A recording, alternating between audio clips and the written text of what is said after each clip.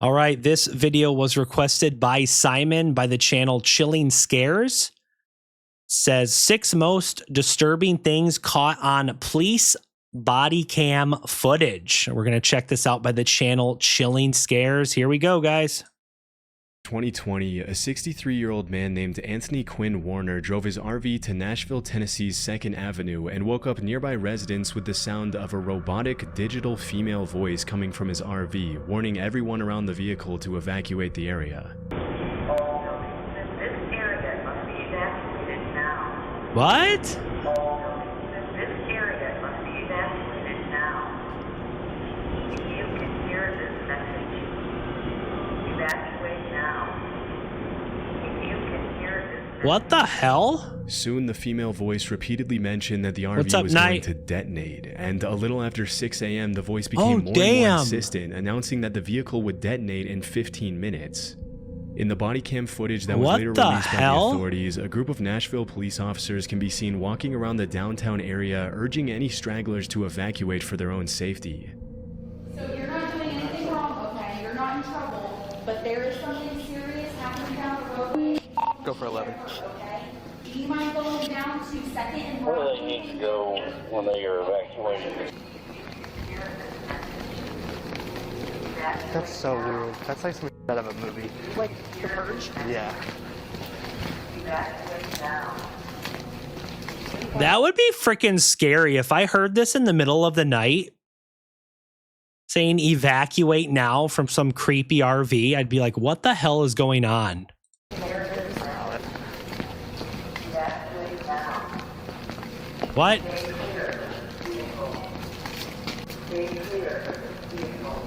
The robotic voice and its ominous warnings give the whole scene an extremely eerie vibe, like, as the police officer mentioned, something out of the movie The Purge.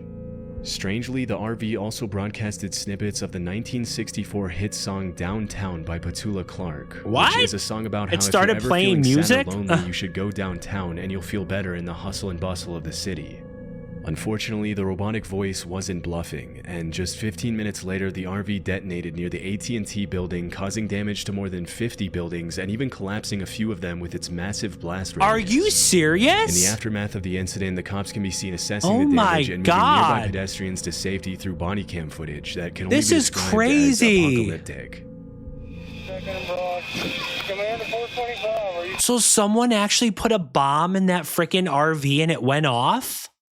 I thought it was just a hoax. Like the lady's voice playing over the speaker was just like some sick prank or something. It actually went off? Yo, that's crazy. 10-4. That's crazy. No, my God. Where's your car? How you doing? Okay, go to your car. What's going on? 217, myself and 215 are all front row. Command, make sure all units are direct. Who did this? Ammo in that vehicle. We don't need anybody coming up the 2nd Avenue exposed. You okay? Yeah, I'm good, man. I appreciate it.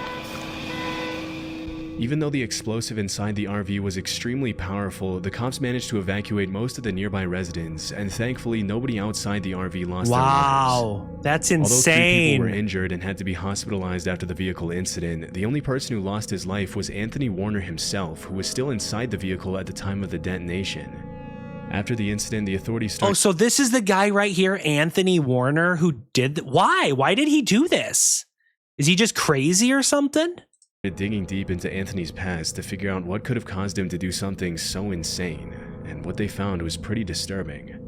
As it turned out, Warner was pretty much a paranoid loner obsessed with conspiracy theories about shape-shifting alien lizards that were trying to What? take over the world. Aliens, It was also come on, revealed bro. that 16 months before the explosion, Warner's girlfriend had called the cops to report that Anthony had been building explosives inside the RV outside their home. Oh my Even more God. disturbingly, That's less than a week insane. before Christmas, Warner's neighbor had reportedly asked him if Santa was going to bring him anything good for Christmas, to which Warner replied, "Oh yeah, Nashville and the world are never going to forget me." But despite the clear desire for attention, the cops never managed to truly figure out Warner's motive, and it was eventually concluded that he probably didn't want to hurt anyone, and that a fatal cancer diagnosis mixed with other factors had contributed to Warner's declining mental health. Okay, hold up. If this guy didn't want to hurt anyone and he had cancer and he was going to die or something, why didn't he drive the RV like out in the middle of nowhere? Like out in the country or something? Why would he park it downtown in the middle of the city where there's a bunch of people? Like, it's really sad, but if he wanted to, you know, end his own life, drive the RV like out in the country or out in the desert or something. But if this was in Tennessee, there wouldn't be any deserts, but he could just like drive outside of the city, like in the country or something. Drive in a cornfield by yourself. Why would he park the RV in the middle of the street, like in the middle of town? That doesn't make any sense to me. On March 9th, 2023, at around 12:30 p.m., an anonymous caller dialed 911 and told dispatchers that a man that had just run into a food market on Cleveland's Central Avenue was claiming that he had just been kidnapped. As soon as police arrived, they were able to talk to the alleged victim, and the jarring conversation was captured on one of the— Are you serious, Peck? I lived close to this. I heard it too. It happened Christmas of 2020. You heard the explosion go off, Peck? That's crazy, man. What's up, Bam? Bam 80, what's up? Peck, that's crazy. You heard the explosion go off, man? Damn. The cops' body cams. I went over there to fix his busted pipe for his washing machine. Okay. I was putting a water line for his ice for his refrigerator. And when I got downstairs, another dude came out. They had guns on me and they robbed me. I mean, they tied me up. What? They had plastic laying on the ground. Disturbingly, the zip ties and duct tape that were used in the kidnapping can still be seen on the man's body as he explains what happened to him. As the victim mentions to the cops, the perpetrators forced him into his own van, robbed him, and then held him for ransom before he managed to escape.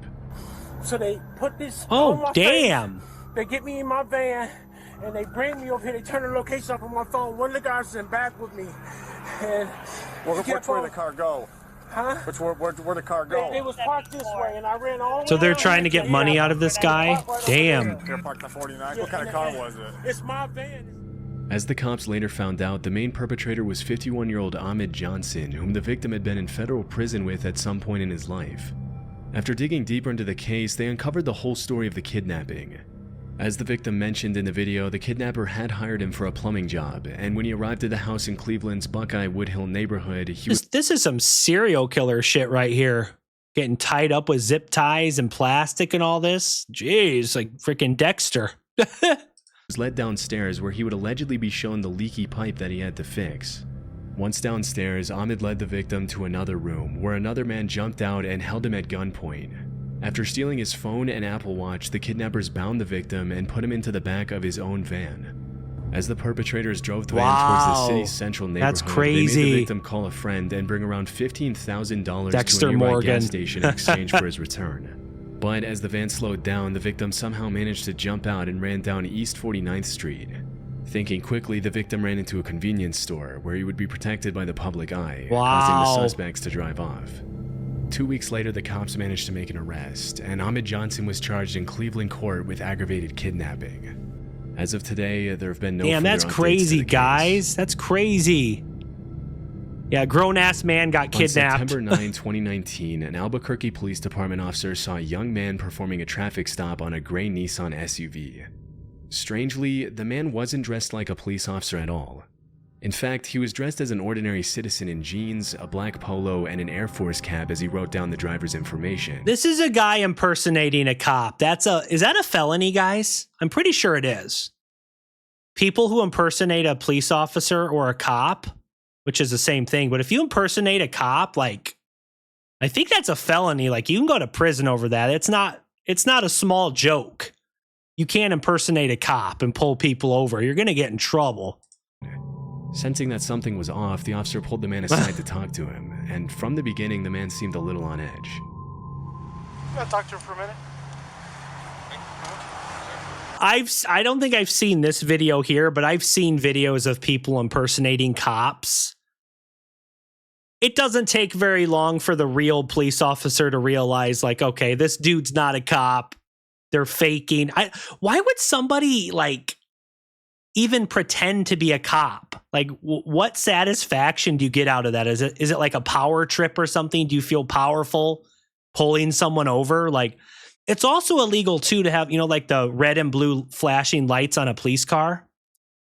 You can buy blue and red flashing lights, but if you put them on your vehicle and pull someone over, you're probably going to prison for a while. If you're not a cop. I do. What's going on? Oh, it's a huge felony, man. Who do you work for? And the Jugger Nuggets Classic Enjoy. Yo, Underground, thanks for the donation, man. What's up? Okay. McJugger Nuggets. I haven't watched him in forever. Okay. I know, I'm under-equipped. Okay, 'cause normally you do. He said I'm under-equipped. No, bro, you're not a cop. He says I'm under-equipped, like he doesn't have the correct police equipment. No, you're a fraud. We're out here, man. If you're making a traffic stop, you're just gonna have to stop. All right. Do you have an ID with you? I mean, this is all I got. I mean, like I said, I'm under-equipped. I was just heading over there to the courthouse To the courthouse for what? to get my crap. Okay. I know, it makes no sense. I caught him going 120 down I-40. Okay. Why do you have lights on this vehicle? Personal. I know. Caught him going 120? That's probably a lie right there. Now, how many people are going 120 miles an hour? That's freaking fast. Do you have an ID with you at all? No, I keep it on my uniform. The man claims that he was on his way to the courthouse when he pulled over the driver of the gray Nissan. Suspiciously, though, he claims he doesn't have any sort of identification on him because he allegedly left it inside his uniform. After a bit of questioning, the man says his name is Brendan Wazinski and confesses that he was using his personal vehicle to pull over civilians, but Bro, what the heck? Using his personal vehicle to pull over people. Bro, you're in trouble. You got caught, bro. You got caught. insists that he's been an officer of the law for 3 years. Simple. You're caught, buddy. You, man. It's just the thing is, yeah, he was speeding, dude. You could have called it in. Wait, what did he say? 45 says it's a 12 years in prison in Texas for impersonating a cop. 12 years in prison? Man, I thought maybe a couple years or maybe 5 years. 12 years? Damn. 12 years is a long time. Jeez.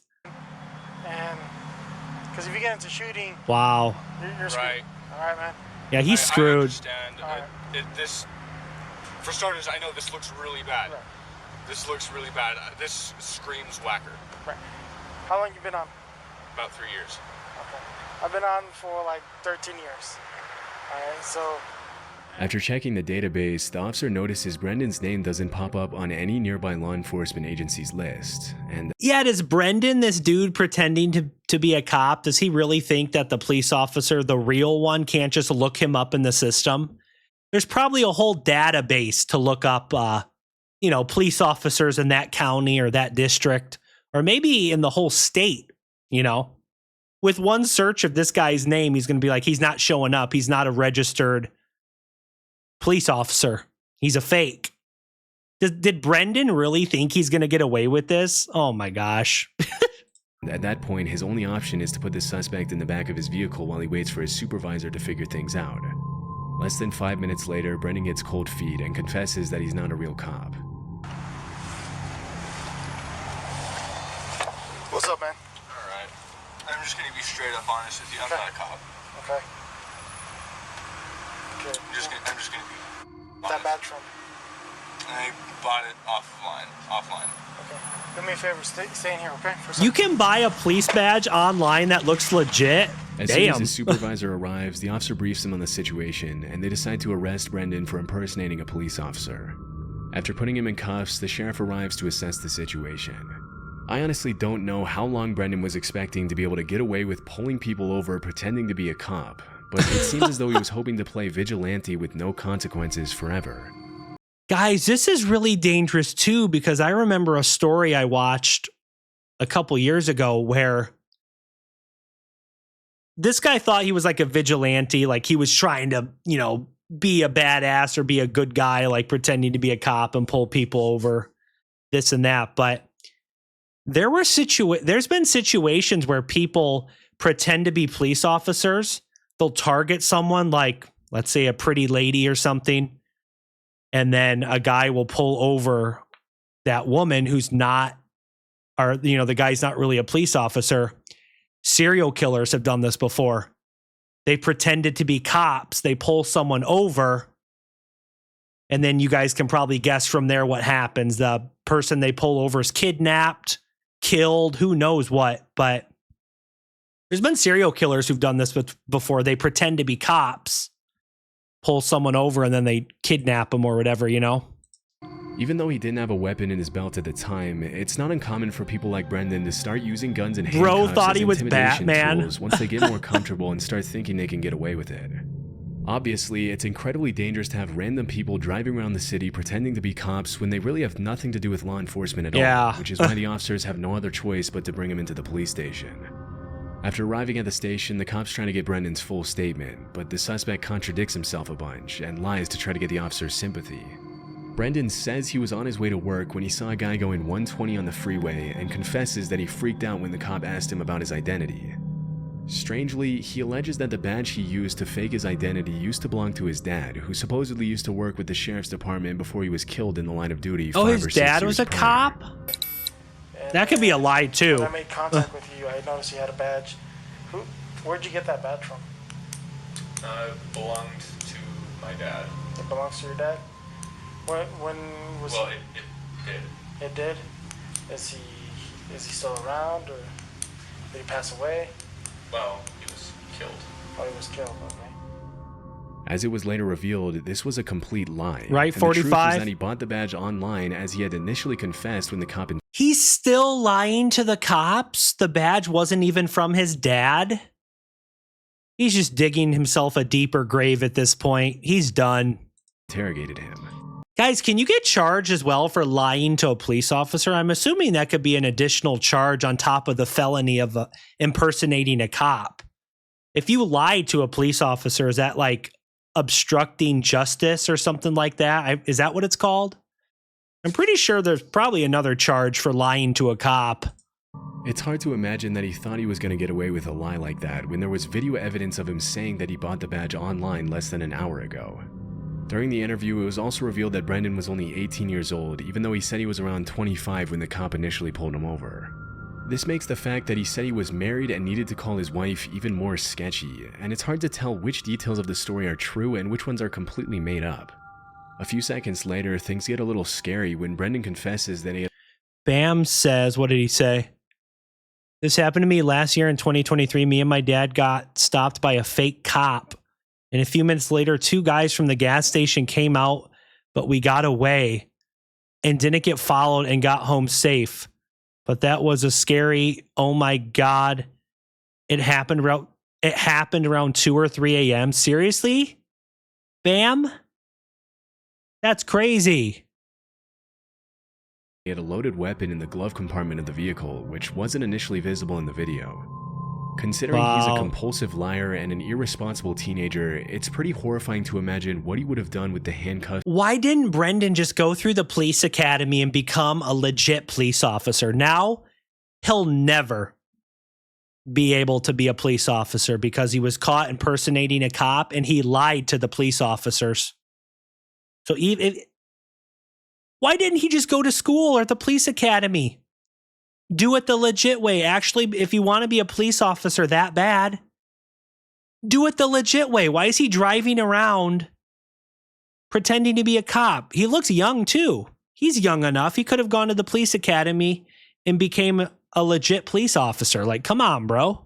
And gun had he been given the chance to play vigilante for a few more days or weeks or whatever. In March 2020, a judge sentenced Brendan to a year of probation. But hey, just thanks, a few Underground. weeks later, he failed to report to his probation officer, refused to get a psych exam, provided a false address, and missed a scheduled meeting. As a result, the judge tightened his probation conditions, and as of today, there have been no further updates to the case. No further updates, At around 8 okay. p.m. on September 30th, 2021, 3 children ages 6, 6, and 7 were reported missing in the Flamingo Lake neighborhood in Montgomery, Texas. Oh, no. According to the parents, the kids had gone missing after they went into the Sam Houston. Not 1, but 3 kids went missing? Man, I bet the parents were freaking out. I know if one of my kids went missing, oh my God. As a parent myself, having kids, man, I couldn't imagine how scared and freaked out I'd be if one of my kids went missing, let alone 3. Jeez. In forest and wandered off the main trail to go play in a creek. After the disappearance was announced to the public, the authorities launched a massive search that included helicopters, dogs, drones, off-road vehicles, and hundreds of police officers from multiple law enforcement agencies. The next morning, an anonymous Good Samaritan who was very familiar with the layout of the woods decided to take matters into his own hands and went into the national forest by himself to find the kids. At around 9 a.m. on September 31st, the man found the kids and called 911 to bring the children to safety, and the whole rescue was captured on Sergeant Jason Smith's body cam. Come on, can y'all come to me? He found the kids? Man. Yeah, come to me. There's an opening right here. Come on, kids, come to me. They wouldn't let me in over here last night, so I just took off around the back. I've been looking all night long. Yes, sir. I have all Jesus 3 is children. good, ain't he? Ain't Jesus good? He is good. Kids, I'm the police.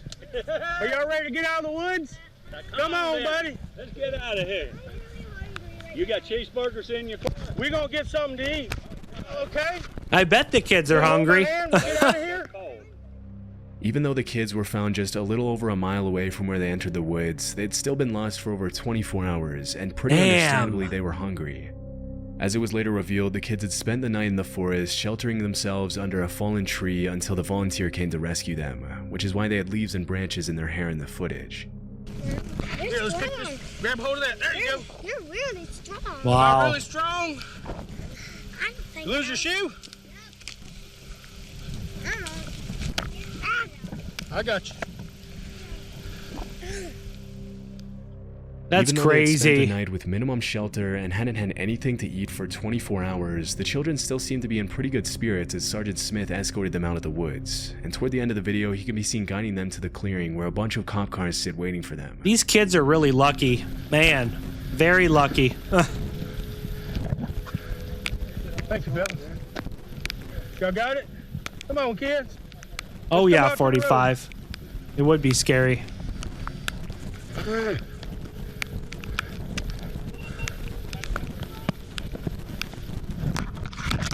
Oh, yeah. What? There you go, buddy. Look at you. You made it. It's honestly pretty terrifying to think that if they hadn't been found then and there, the kids would have probably ended up succumbing to the elements. But thankfully, they were able to get back home to their parents. Well, thank goodness it was a time of year as well where it looks like it's not winter. It doesn't look like it's super cold out. Yeah, it's rainy, it's wet, but if it was winter, they could have froze to death, you know? Those kids are very lucky, man. On January 30th, 2017, New Mexico police received a disturbing call from a witness in Nevada who claimed he had seen a woman being taken out of her Las Vegas apartment by a man and put into a white van with a Texas license plate. Seriously? After receiving the alert, the cops were able to locate the van in question less than 24 hours later and arrest the driver and passenger. Passenger.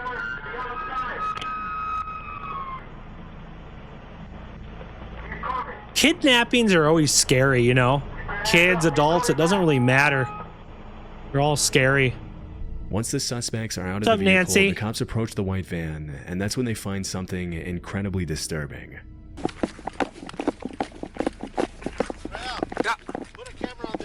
Is the kidnapped woman dead? Oh my god, thank you. Okay. Got it? Rolling? Okay, it's rolling. Okay, we're gonna get you out of here, okay? I got pictures of her and I got pictures She's of the tied up. Oh, they chained her. The man who kidnapped her put chains on this woman. Oh my god.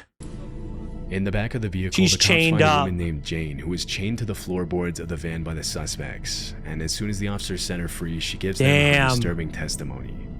According to the victim, the man who was driving the getaway van was her ex-boyfriend Jack, who broke into her apartment and took her. Even though she fought hard to escape, Jack was trained in mixed martial arts and was... Do you guys know that they say 85 to 90% of kidnappings or murders are normally done by somebody that the victim knows? So like if someone's murdered, it's normally somebody that they know. unfortunately, family members, friends, somebody they know, or if someone's kidnapped, it's normally someone that the victim knew or knows if they survived, which is crazy, you know? There was an ex-boyfriend, of course. Was a lot heavier than her, and it didn't take him long to take her out of her home. Jane assumed it was her neighbors who saw the altercation and called the police, and it was thanks to that 911 call that the cops were able to rescue her. Once inside the police car, Jack doesn't seem all too distressed that he's about to be put away for a long time, and he can even be seen interacting pretty calmly with the officer driving the vehicle, asking him if he has a favorite hymn. And I don't know the law exactly, but I'm assuming kidnapping charges, you're probably going to be put away for a minimum 15, 20 years. Or at least 10 years, which is still a long time. I'm assuming they don't take lightly to kidnappers. Singing the words to Amazing Grace as he's taken to jail. You got a favorite hymn? What's that? You got a favorite hymn? No, I don't. Why not? I don't know. I've never been into them. A favorite hymn, bro. Why are you talking about like God and church and hymns? You just kidnapped your ex-girlfriend. What? What about you? What about Amazing Grace? You like that one? I'll take it. Well, God's not giving you any grace, bro. Sorry. You're going to prison. As it was later revealed, Jack's accomplice in the kidnapping was 19-year-old Samuel Brown. In the other cop car, Samuel asked the police officer to have a conversation with him, claiming that he's scared of everything that's happening. Is it okay to talk? Good night, 45. Anything. I'm just kind of scared. Okay. What are the police gonna ask me? What are the police gonna ask me? Why you During helped kidnap a found woman? that Jack and Samuel had Maybe planned to that? take Jane into a cave in New Mexico that Jack had dug into the side of a hill, where they would later brainwash her into marrying one of them, according to the police report. After the horrifying incident, Jack was sentenced to life in prison, and Samuel to a little over 5 years in prison. Damn, I said 10 to 20 years. He got life in prison. I mean, that's even better, but I was thinking 15, 20 years. For a kidnapping? I didn't know you get life in prison for kidnapping. It's crazy. It's pretty disturbing to imagine where Jane would be if that 911 call hadn't been placed and the cops hadn't intervened. On April 8 of 2021, police officers from the city of Whitehall, Ohio, about 6 miles away from Columbus, received a report that a man was allegedly impersonating a police officer at a traffic stop. Upon arriving at the scene, they found a 26-year-old man named Casey Dunn. Another person impersonating a cop? Oh, people are crazy. Can we admit that, guys? Some people in the world are just freaking crazy. Williams, asleep in what appeared to be a Whitehall police cruiser. When he woke up, he told the cops that he was an off-duty cop working a special duty detail. At first, the officers bought his story, but when they were told there was no special duty assigned at that time, they returned to get the real story. And the exchange was captured on the cops' body cam. But you have no ID from them, No, all right? no. And have you ever been sworn in by them? I've talked to the chief. No. So I'm that's asking the way you. Dang, bro here even has a taser on his belt, and it looks like he has a pistol holstered as well. He has a taser and a gun, and he's not a police officer. Well, there's a couple more charges racked on to your your sentence, bro. He has a taser and a gun, and he's not even a cop. Oh my God. Direct question. Have you been sworn in by them? That's dangerous, guys. Being a former That's police dangerous. officer or someday a current police officer, you know if you lie in this situation, you go directly to jail. No, I'm not. So I'm going to put that right listen, out. I'm not. So if you are telling me you are a police officer right now, is that what you're telling me? So you are not a commissioned police officer. I have spoke with the chief. That's not what I'm asking you. I'm asking you one question. Are you a commissioned police officer through the state of Ohio? I have an Okada certificate. That's not what I'm asking. That's not what we're asking you. I'm explaining to you. The police officer's like, are you a police officer? And he's like, I spoke to the chief. That's not what he's asking you. He's like, oh, I spoke to someone. I have a certificate. It's legit. I'm a police officer. And the real cop's like, that's not what I asked you, bro. No, you're not. You're not answering the question. You're avoiding the question. It's very simple. Are you a sworn police officer anywhere in the state of Ohio with any department? Yeah, just answer the question. Come on. Okay. As soon as the cops start applying a bit of pressure, Clarissa. Casey confesses that he's not an actual commissioned police officer, and when the cops mention to him that he risks going to jail if he lies, he decides to call one of the officers who supposedly gave him the job to try to save himself from the consequences. Okay. 1 second. Would you be willing to speak to the supervisor from the company? Yeah, he's avoiding the question because he knows he's going to go to prison. That's why. You are an actual police officer, correct? Okay. Okay. Yes, he is. Where are you commissioned at? It doesn't matter. He's not here doing anything. I don't care if he's the superintendent of the State Highway Patrol. That's irrelevant to the situation. Bro's getting mouthy with the police officers now. He's like, where are you commissioned at? He's getting a little mouthy with them. I wouldn't be mouthy if I got caught impersonating a police officer. I would I'd try to be as nice as possible to the cops, even though I knew I'd probably go to prison.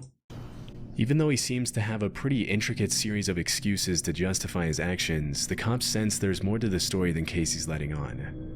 After mentioning to the cops that he was just trying to make a little extra money by allegedly working for the Glenwood Police Department, he realizes his chances of getting out of an arrest are pretty slim, and that's when he resorts to asking the cops for mercy. That's all I was trying to do. Please do not. I'm asking you for courtesy, man to man. Please. I mean, unfortunately, even if he's apologizing, saying, please don't arrest me, the cops have a duty. The real police officers have a duty to arrest him because he broke the law. The cops can't just be like, oh, you apologize. You said you're sorry. Don't do it again. If you do it again, you're in trouble. You can go home this time now. Unfortunately, well, not unfortunately, but it doesn't work that way, I understand some people make mistakes and, maybe they deserve a second chance, but like, if you're pretending to be a cop and you have a gun and a taser, like, you're going to go to prison or jail, something. Do not ruin my career. Please, please, please. I think you did that kind of on your... Throughout the exchange, it seems as if Casey either doesn't realize the severity of what he's doing, or he really thinks the cops are going to let him get away with showing a fake badge and even carrying a weapon while pretending to be an officer of the law. Still, things were about to get a whole lot worse for Casey, because after he was put in the real police officer's cruiser, the cops searched his vehicle and found a loaded AR-15 rifle, a tactical vest, a loaded handgun with 15 rounds of ammo, a taser, 2 pairs of handcuffs, and pepper spray. It's pretty disturbing to think of what could have happened if the cops hadn't arrested Casey then and there, because even though he didn't seem to have any bad intentions at first glance, Casey could have used the badge, vehicle, and weapons for some pretty nefarious purposes if he wanted to by simply convincing people he was a real police officer.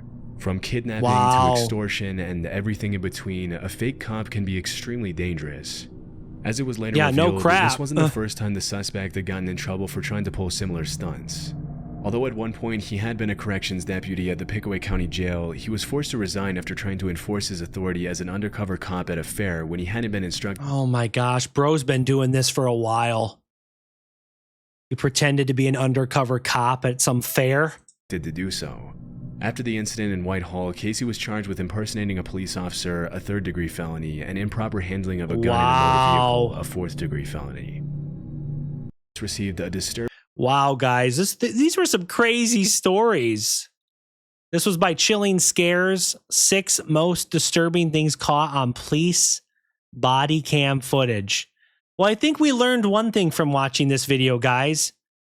Don't pretend or try to impersonate a cop if you're not one. You're going to go to prison for a long time.